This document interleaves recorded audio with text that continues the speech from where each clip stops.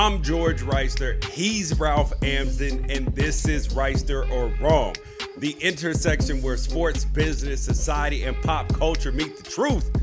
Absolute fire on Mondays, Wednesdays, and Fridays. Facts only. Make sure you check your feelings at the door before you even show up. And if you are mad, or you are upset, or you got something good to say, shoot us an email. I'm mad, IMMAD, @unafraidshow.com. And of course, shoot and or you can text us 818-293-7547. That's 818-293-7547. And I have been remiss lately. Leave us a 5-star rating wherever you listen to podcasts. A 5-star rating.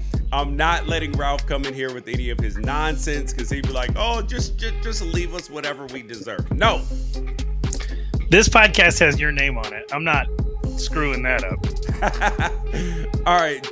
Today, Zelia Avant-Garde becomes the first African-American to win the Scripps Spelling Bee in their 93rd edition. And that may not even be the thing that she's best at. Are we failing as parents? The Phoenix Suns are up 2-0 on the Milwaukee Bucks in the NBA Finals, and watching Monty Williams coach is a pleasure. Senate Minority Leader Mitch McConnell, he doubles down on college athletes not being paid with absolutely god-awful reasoning. Ricky Gervais, comedian, he believes that The Office, the TV show The Office, if it were made today, it would be canceled due to political correctness. And Shohei Ohtani has taken batting practice. Well, he hasn't taken batting practice all season, and the Angels hitting coach Jeremy Reed has confirmed it. And Drake goes on a date in Dodger Stadium. How boss of a move is that? But it's who he was with that's drawing the attention.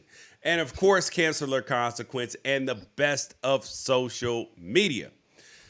So we will start today with Zelia Avant-Garde, who is a 14-year-old girl who is now the best speller in the world. Yeah, I would say the world, right? Or in the English language. Yeah, I mean, technically part of the rules of the Scripps Spelling Bee are if you win, you can't compete ever again. So technically, we don't know because there is no tournament of champions. So she's the best speller who hasn't won. She's the best speller who hasn't won that meets the age requirement. It's a dumb qualification. She's the best speller in the world right now. Okay. So, but turns out that may not even be the thing that she's best at. But here is her winning. Maria. Murraya. That is correct.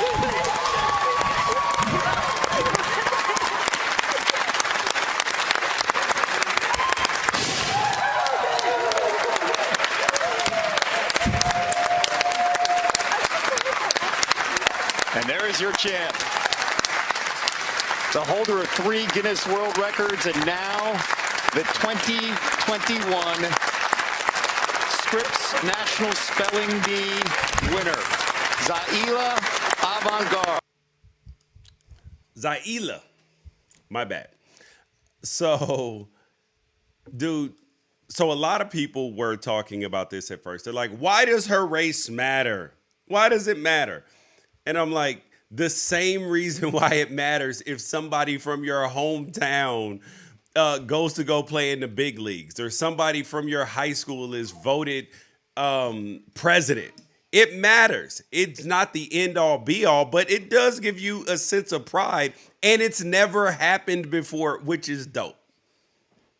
Absolutely. Like whatever you identify with, and it goes beyond race. The race thing I think matters because it gives another very clear picture, an actual visual representation of what you can aspire to. And that race matters insofar as that anybody tries to limit you based on your race. Right? So it matters when there are people and and places and systems that look at you and say, this isn't possible, or if there's a voice inside you that says it hasn't been done, therefore it can't be done.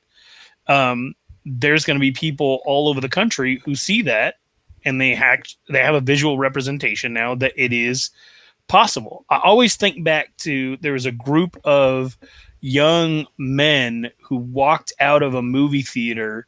I don't know what movie they were at, but they walked out of a movie theater and they saw a huge display with the entire cast of Black Panther. And they recorded themselves all freaking out about this display that had the whole cast of Black Panther. And one of the young men said, "Is this what you guys feel like every single time? Is this what you feel like every single time? Like, this is incredible." That's wild. Yeah. And so, I mean, if you haven't seen it, sometimes it doesn't exist. For the most part, we're a visual people. And so I'm not ashamed to say, like, one of my favorite comic book character, like my Northern Cheyenne flag right back here, my favorite comic book character is a Northern Cheyenne female, because there were no, like, Native American. I think there was one called Warhawk or something like that. But and then you know how hard I go for anybody who's even stepped foot in the state of Arizona. Like, there are just markers that you can identify with. Like, the fact that this girl's a hooper and that I cover high school basketball as part of what I do. I absolutely love that. The fact that this girl's participating in a spelling bee when I'm a former English teacher who has participated in and judged spelling bees. Like, these are all markers by which I can identify with her and have pride in. And I'd like to think that if I was Black, or if I was a girl, that this would be a big deal in those ways as well. And there's nothing wrong with that. I think it's the people who are just sick of hearing about race, regardless, want to discount a very obvious thing. Yeah, and I'm sitting there like, no, it is a big deal. Because, like you mentioned, the superhero thing is, if you are because people, they say things like, "Oh, why do you got to bring it back to race all the time? It doesn't matter. It's just a superhero character."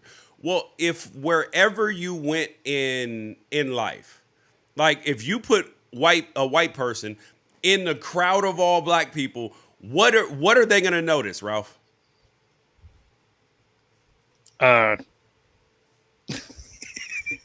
Probably skin color, George. Yeah, they're gonna be like, "Oh wow, I'm the only white person here." That based on my experiences in Boys and Girls Club growing up, it's gonna get noticed. Yes, when you're the only white person there. Yes, and when there are no superheroes that look like you, and you get one, you're like, "Oh yes, oh my God, how does it?" So, and this girl is that. And the fact that she holds 3 Guinness Book of World Records. She's 14 years old. And then that leads, well, actually, before we even talk about that part, there is always a racial element to the Scripps Spelling Bee, because Indian kids usually win. Or at least it's been that way for a while. And people, I would see comments, "Oh my gosh, we need to get some American kids in there." They are American kids. Like, what? God dang like it. That's the bizarre part. Is I'm like, they are American kids. They're born here. Like, you don't think that that's the part that's bizarre to me, is that when people say that, I'm like, no, they are American kids. But now to get back to Zelia. Oh, Lord, I forgot how to say it properly. Zelia. Go back to the video. Let's go back to the video. I want to watch it again. I want to watch the celebratory dance. All right. So she won, and this is a big deal. So here she is winning again for Ralph. And there is your champ. The holder of 3 Guinness World Records, and now the 2021 Scripps National Spelling Bee winner, Zalia Avant-Garde. Zaila. So, but here's the thing though, Ralph, are we failing as parents because she won the spelling bee and then we find out that she's a high-level basketball player? There's videos of her on the internet doing moves that you would only see like college level pro players doing, and also elite high school athletes. So not only is she a recruitable athlete in basketball, here she is doing God knows whatever else. If you're listening on podcast, she's riding a unicycle, dribbling multiple basketballs, dribbling basketballs while dribbling 3 other balls. She's freaking juggling. Us now calling us busters. Can't help but reminisce and back just when doing it was everything us. else that Started this gangster. I'm like, I'm failing as a parent, clearly, right? Well, you might not be, but my kids have been homeschooled for the last 3 years. She's homeschooled, and my kids can't do that stuff. So I have all that extra time with my kids, and I feel like I've not. You know, they play a little piano, they play a little guitar, they draw a little bit, they dabble in things here and there, but they're not out setting any Guinness World Records. If I was a competitive person, which we've established on this podcast that I am not, I might end this podcast early and force my kids to go dribble a racquetball or something. But no, I just think that I don't know if she's an only child or not, but I do know that homeschool kids tend to typically perform better in the spelling bee. And she just is a naturally talented, gifted kid. She's just very, very talented. So do I need to give my kids back and find one like her? Nah, man, I've been around your kids. They got a million different things going on. They got a million things that they're interested in and involved in. Well, that's what I feel about your kids, dude. They're all musicians, and one of them fucking speed reads books like he's what the hell do you call those people? Like he's a madman. Speed reader? Yeah. Like he's a okay, so he's Rain Man. That's what I mean. Okay, you have one of your kids is Rain Man. He came home from the doctor today. He had his well visit to get ready because they're going back to like public school here in North Carolina. He came back and he had the packet that they give you on like height, weight, all that stuff. And he's in the 96th percentile for height. He's already taller than his grandfather on his mom's side. And he is a quarter of an inch shorter than my dad. And he turns 13 in another month. So he's so proud of himself today. And I will say, like, he's a very talented kid. And you know, all my kids are special in in their own ways. But my oldest is extremely talented. Just in case you're playing this in the car with them.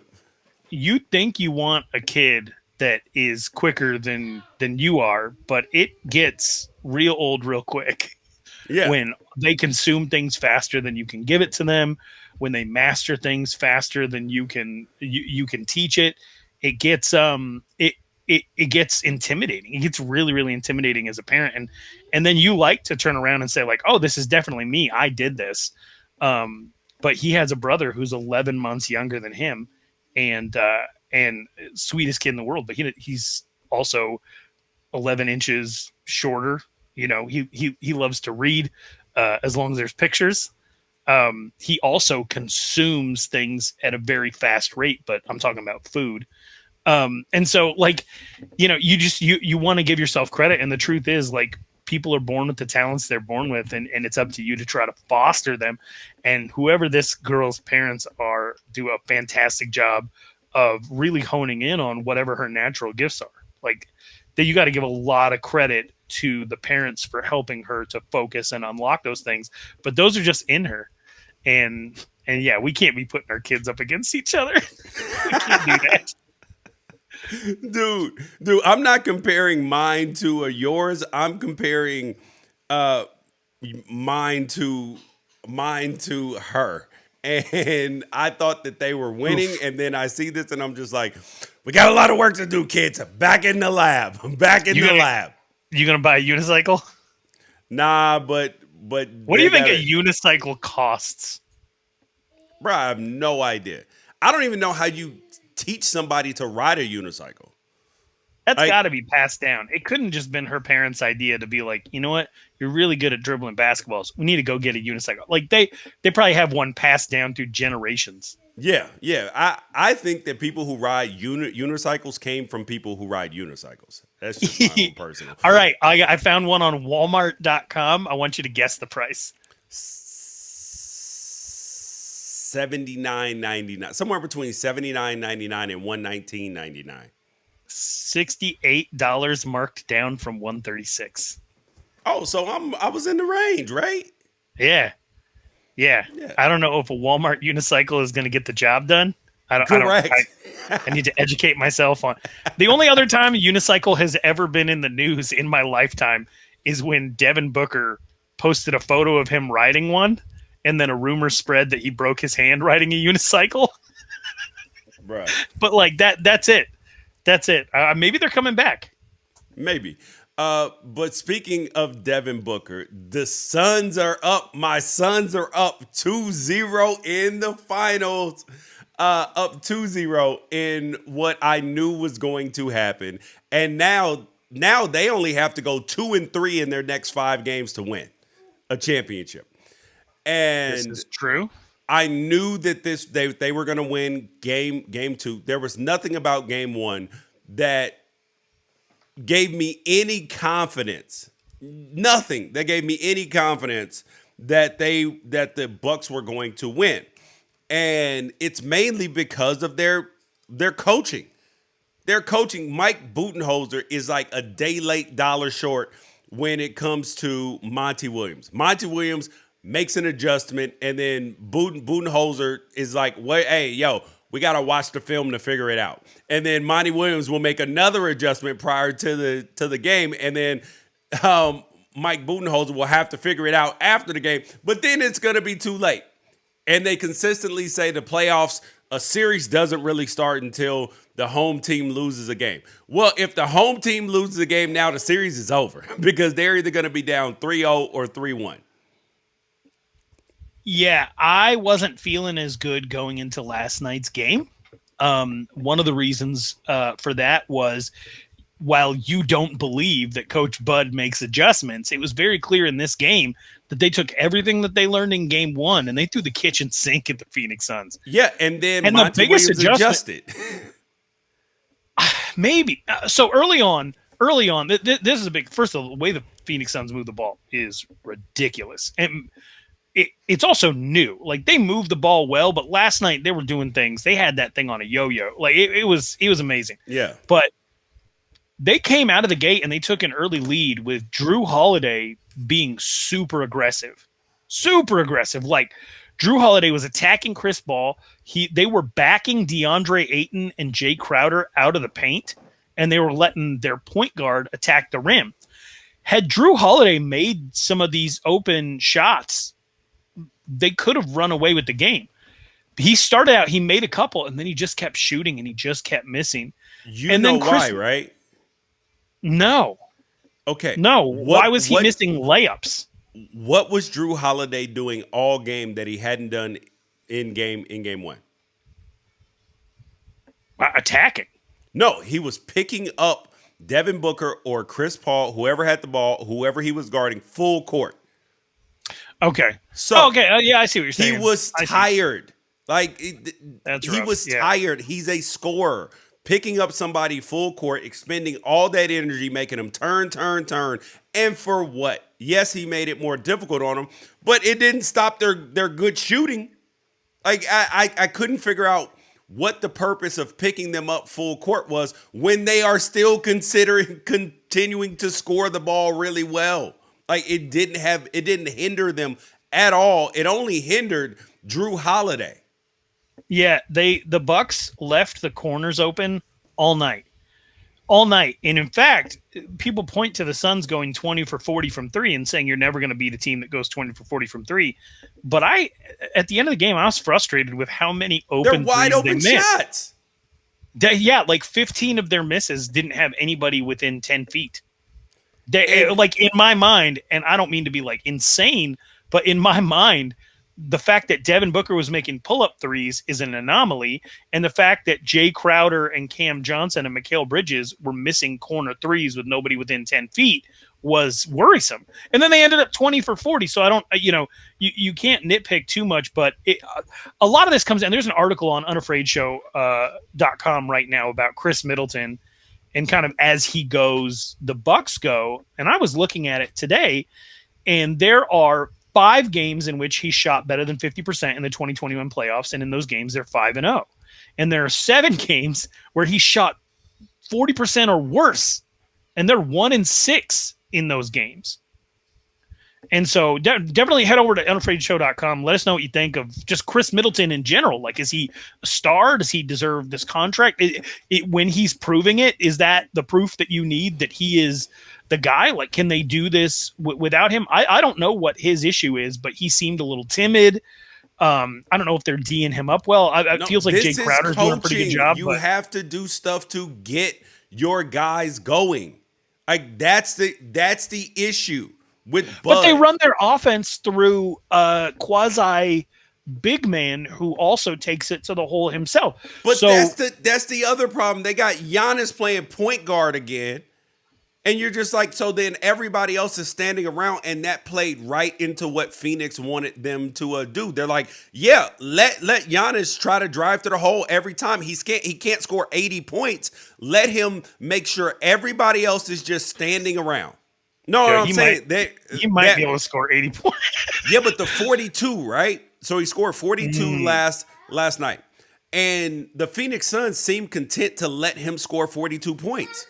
They were like, cool, because that means Chris Middleton is standing around and other. Okay, buddy, and other people. You see, your kids heard you talking shit.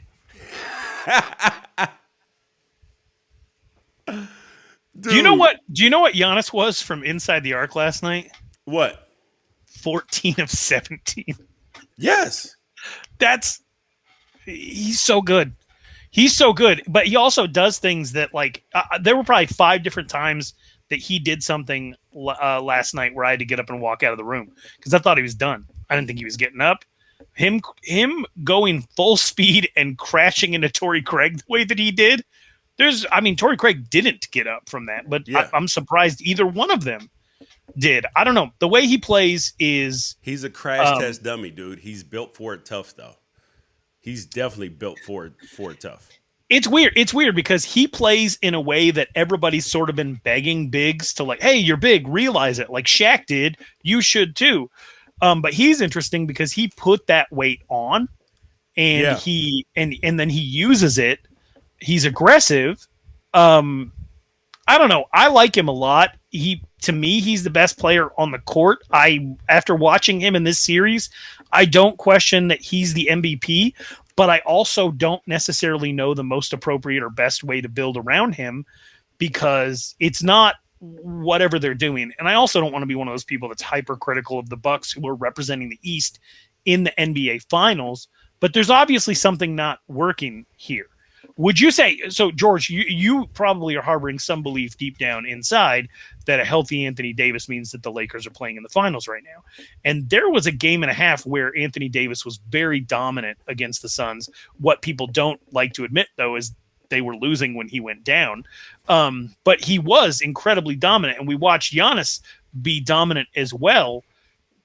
When you look at those two players, who would you give the advantage to in this hypothetical matchup that exists inside your heart? Well, aside from Giannis being able to being stronger than Anthony Davis and that Anthony Davis could go down on every single play, okay, so let's pretend that Anthony Davis is like that he's going to make it through the game healthy, right? Assuming that. Then I'm looking at it and I'm saying Anthony Davis is more skilled, but Giannis got a little more dog in him. So I'm going to give my advantage to the dog. And before we get off the subject of basketball, I just want to stay on the Lakers just for 1 minute because there's a Bleacher Report quote floating out there that Kyle Kuzma believes he's a 25-a-night scorer. Yeah, he is on a terrible team. Like, you think he could average 25 a night? If you put him on the the Houston Rockets and let him shoot the ball 35 times a game? Sure. Which is what they did for Kevin Martin, right? Yeah. Next thing up, Senate Minority Leader Mitch McConnell doubles down on college athletes being paid, and his reasoning is absolutely flawed and terrible. Football and basketball provide enough revenue to make sure all the women get to play and all the men get to play who are in sports that do not generate any revenue. And what the young people get if they're in football or basketball, if they're really good, is they get rich. If they're not really good, they get a free education. So I'm having a hard time grasping what's wrong with the current system. Oh my God, dude, this is so bad. It makes my head hurt. I'm like, tell me you don't understand college sports and capitalism or anything that without telling me that you don't understand it. It makes no sense.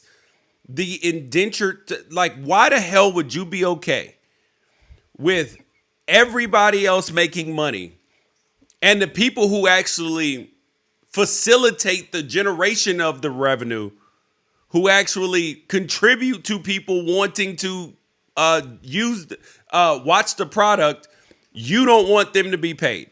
Ralph, I cannot for the life of me understand why anybody subscribes to this philosophy. It's old, it's antiquated, it's stupid. It is just like, listen, the good ones get rich and the bad ones, they get a free education. First, it's not fucking free. Stop saying it's free. It's not free. They work their asses off. It's not free. Like, you can't put in 30, 40 hours a week at something and then say, oh, it was free. We gave you a free. It's not free. Bruh, I can't. And it's just alarming to me. I'm so mad. Like, this clip triggered me, Ralph. Right. I think there's two kinds of conservative, and sometimes it overlaps. There is free market, non-interference conservatives, and there are conserve the way things are conservatives. And Mitch McConnell's being a conserve the way things are conservative because he's ignoring the idea of free market principles in order to preserve something just because it was that way always. And the free thing is tough because it's really hard for people to get away from calling education free. And so you have to just until you're blue in the face, go through different metaphors that might be helpful. And one of those that I've been thinking about today is like, okay, so let's say that you get an internship at a company, but you're also in a band. Okay. So your band, the company has policies that you can't post flyers all over the workplace to advertise any personal business stuff. And I've worked in a company like that where, they don't want you posting that you sell Avon all over the break room walls or anything like that for your side hustle. But what you do have access to in your unpaid internship at this company is you can use the printer during office hours. So let's say that you print up a bunch of flyers for your band and you go and hang them all around town to advertise the show that you're going to play, which helps you with this other thing that you do. But if you lose that internship, you lose access to the printer, correct? Yeah. Okay. So then it's a perk. It's not free. It's not like just because you were an intern at that company, you can go back and use the printer anytime. Yeah. Right. So there are things that you have access to at your job or as an intern that you can use to better yourself outside of the purpose that the job needs you to serve. But that doesn't mean that those things are free. They're part of the job. Your cubicle, your chair, your desk, your computer, the break room fridge, betterment courses, your health insurance, like all of these things that are attached to your employment anywhere go away if you don't work there anymore. Correct. So it can't be a free education if you have to be doing something in order to get it. Boom. And I can't understand why people be like, oh, well, hey, yo, they get the chance to go get rich in the NFL. What about right now? What about right now? Why shouldn't they be able to capitalize off their name, image, and likeness? And this is any other student can. But the issue is that people like Mitch McConnell, they don't have family who runs into that situation. Because if they had family that ran into that situation, what would they say? Yeah, I mean, absolutely. You know my slogan. We're all advocates. We're all lobbyists for our own self-interest. And so, yeah, if you're in the, I mean, I hate to keep like pushing the buttons of different conservatives out there, but look at the attitude of the Cheney family, which is from Wyoming, where I'm from. Look at their attitude about gay rights versus some other conservatives. Why are the Cheneys as a political dynastic family different than some other families? Well, it affects their family. Yep. Like if something matters to you, your values are really only your values until they're put to the test. Yeah. Right. And then you find out whether or not they're actually your values. If you stand tall, and then that's not to say that your values are correct, but if you stand tall in the face of it actually costing you something, then those are actually values. Oh, you mean like people who'll be like, I am pro-life. There should be no abortions, and then they get their side chick pregnant, and then they're like, yo, you should go have an abortion. Which we have a trillion examples of in media throughout time. And it's incredibly unfortunate. But I would just say that, like, I think that obviously if Mitch McConnell had a kid who was an athlete, who had the ability to market themselves, that he would have a different stance on this and probably a better understanding of exactly what it means.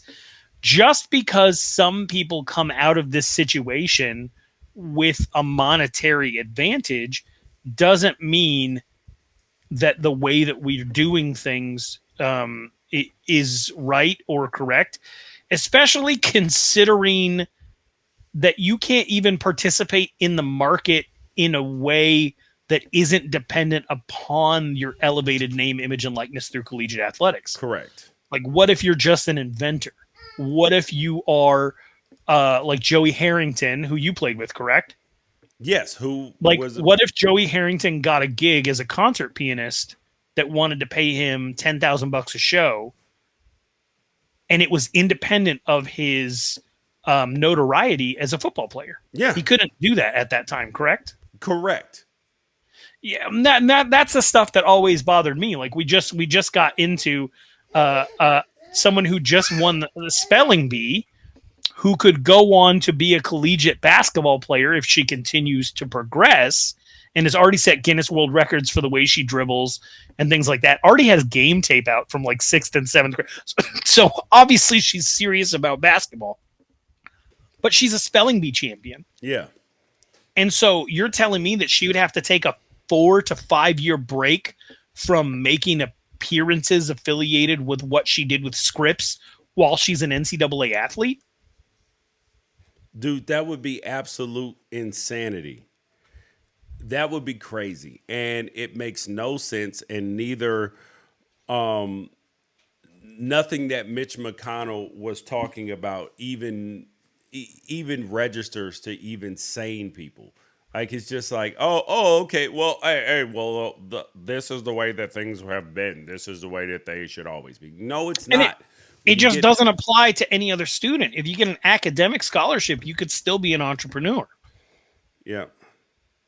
Like, you're telling me that if Mark Zuckerberg was on the rowing team, that we wouldn't have Facebook? Exactly. Bro, you are 100% right about that. That's the false equivalency, the straw man fallacies are they're terrible. The next thing up though is, and this is time for cancel or consequence. And cancel or consequence is the point in time in the show where we tell you if someone was either canceled for what happened or if they are receiving consequences for what they did. And Ricky Gervais, who's a comedian, is embroiled in controversy because he believes that if the show The Office, which he did, not the one with what's his name, the American version. You're talking about Steve Carell. Yes, not the one he did, the one over in England. And then he produced the American version Correct. of The Office, which had many more seasons than the English version. Yes. So, and he said that The Office, if it were made today, it would have been canceled due to political correctness. Ralph, I 100% believe, I 100% agree with him. It wouldn't have even been made if it were 2021 and they were trying to make all the black jokes, gay jokes, white jokes, all of this stuff. Somebody would have been like, I'm offended. I'm not listening. It's comedy. I look at comedy in a totally different vein than I look at other things because we should be able to laugh at ourselves at whatever it is. And it wasn't mean-spirited. It was just the way they talked on there, and it was funny. And it led to a bunch of cool conversations. And I've gone back and rewatched the episodes, and I'm like, oh my God, did Michael Scott actually say that? It's unbelievable, dude. I think that Ricky Gervais is probably being misrepresented here, and he even tweeted today a couple hours ago. He said, "Just to be clear, I did not say The Office would be canceled if it were made today. That makes no sense because it's still around." This is my actual quote.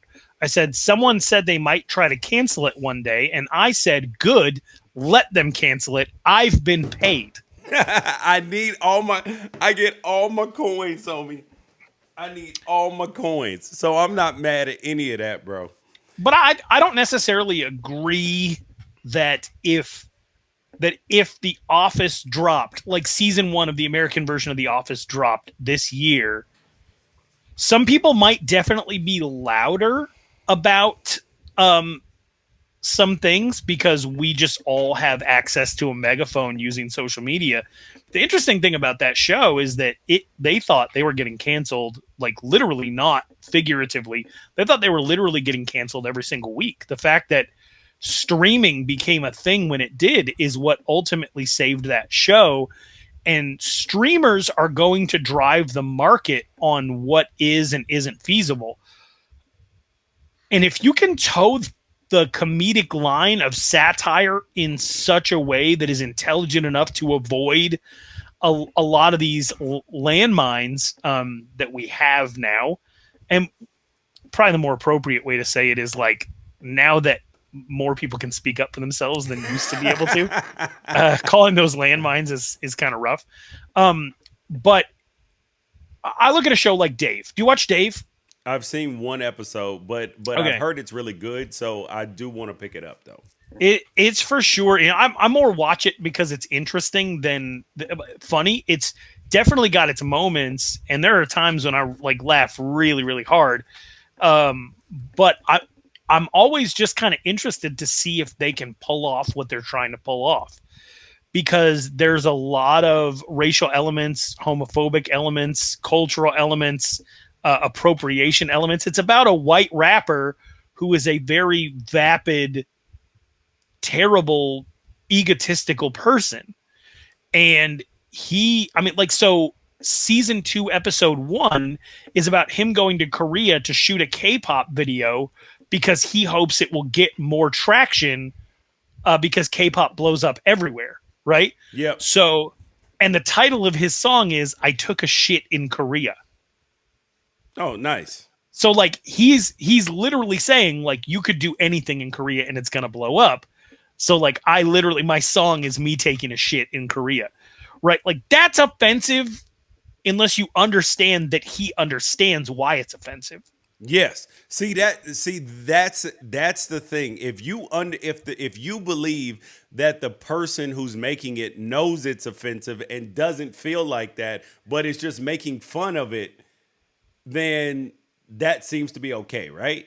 Right. And Dave is the most watched cable comedy show ever. Really? Ever. Yeah. I was listening to a podcast with Andrew Santino, who plays Dave Bird's manager in that show and is also a Sun Devil, so forks up. But Andrew Santino said that it is the most watched, not just for FX, but any network ever. It is the most watched scripted cable. So I'm guessing that's not network because it's not going to get MASH numbers. But as far as cable scripted comedy, it's the number one most watched show ever. And it's a incredibly dicey show. Like I want you to watch it just so you can just feel uncomfortable with me about it.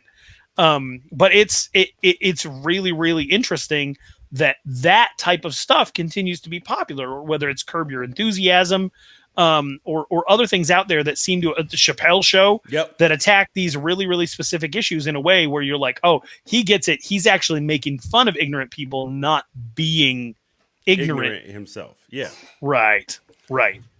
Yeah. And yeah. So, but I do think that there would have been people who would push back majorly on the show right now. Why are you smiling, Ralph? The entire house is shaking. I've never been in a hurricane before. I think this might be remnants of one. I am inland in North Carolina, but the lights keep flickering on and off, and the whole house is shaking. And it's interesting to me because we had a 30% chance of rain today, and I think the whole house is gonna go down the river. Huff and puff and blow your whole house down. Oh my gosh. Ralph's scared. Him scared. I'm locked in this little closet office. I don't know if my family's out there okay or not. I don't know what's going on. Hey, they may all be gone when you get out of there. All right. The next thing up, it is time for the best of social media. The best of social media. The best of social media. Roman, your son wants us to talk about Drake. That's what he wants. I know. That's in the best of social media.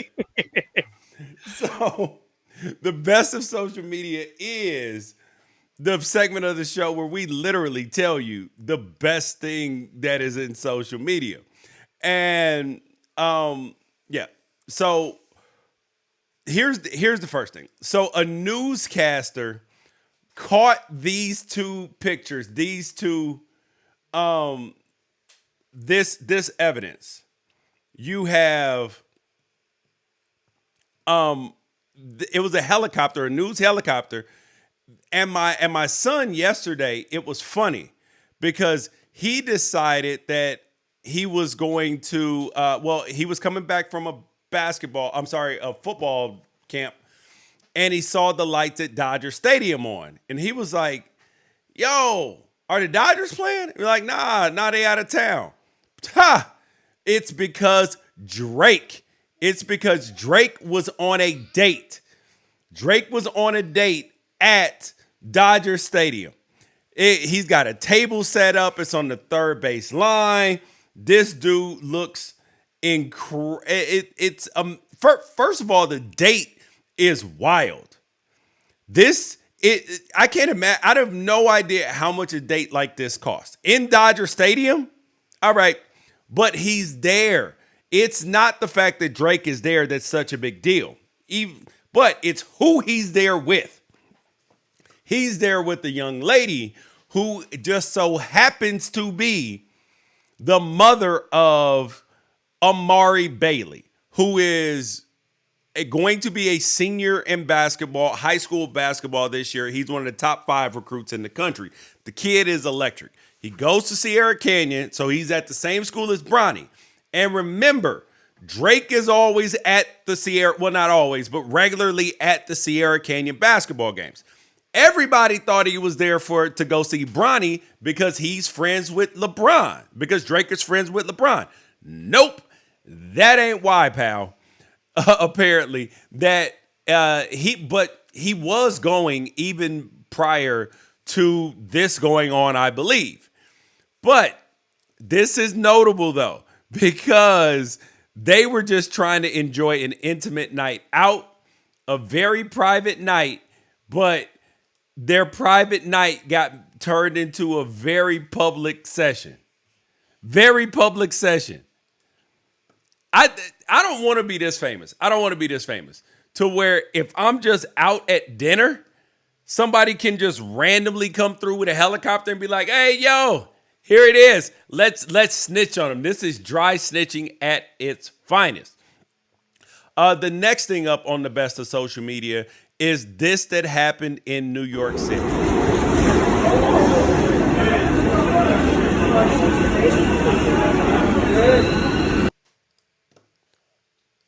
Has anybody seen the videos of the subway flooding? Bro, this is incredible. I'm like, hell no, there is not a chance. That lady just waded through waist deep New York City groundwater. Listen, New York City is already a dirty ass city to begin with. They put the trash on the sidewalk. There have been places in the world that I've been, like in Germany. You can eat off the floor in Germany. There are other places that are extremely clean. New York City ain't one of them.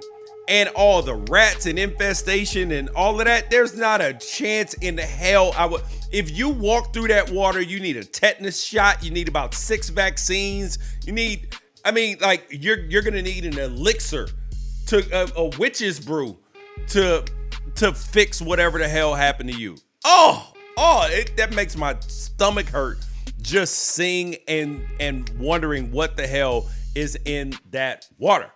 But you guys, though, that's Wrighster or Wrong today. I'm George Wrighster. He's Ralph Amston. Peace out. Catch you guys on Monday.